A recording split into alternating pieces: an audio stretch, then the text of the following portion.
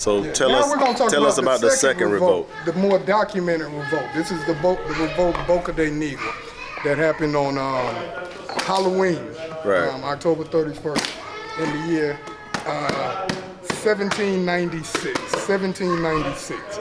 This was one of the precursors to the more famous Haitian Revolution that came in 1804. This was one of the rumors when the Haitians, decided we could do this. This was one of the reasons why it gave them the confidence. Because what happened here in October 31st, 1796, spread around and spread fear through the whole island. Right. Through the whole Caribbean, too. It made America take note. That day, there was a lady leader of this second revolution. Her name was Anna Maria. Bryce, chill out. So the second one, that was led by a lady. Her name was Anna Maria. She organized her and like about 20 other captains in order that they raised basically a small little militia here. They were stacking the machetes, taking little items that they could use.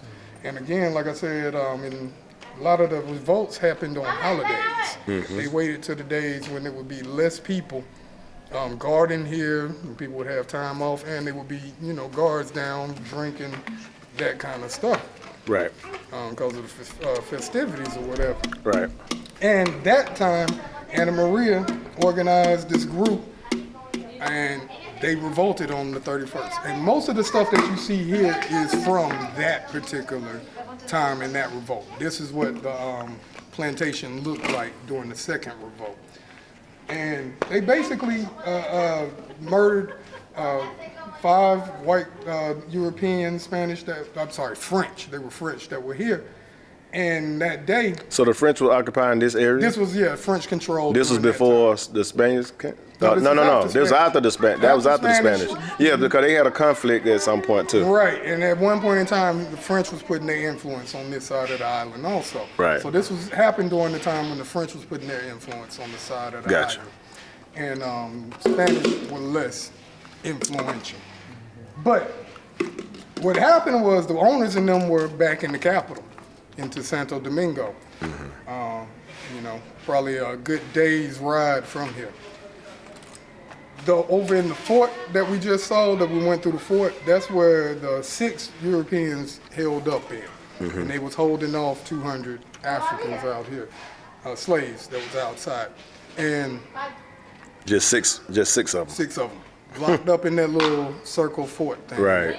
And they managed to send one dude out that got to the capital, and he was able to inform the capital that they had a revolt going on. Right. Now the revolt probably more than likely spread down to the other plantation that we just went to first, mm-hmm. the Diego Caballeros plantation, mm-hmm. which also would have been a French under that control at that time. Right. So it would have been all these little plantations in the area was basically coming up against these people that was holed up in this little fort thing. But it took 3 days. In 3 days, the reinforcements did come.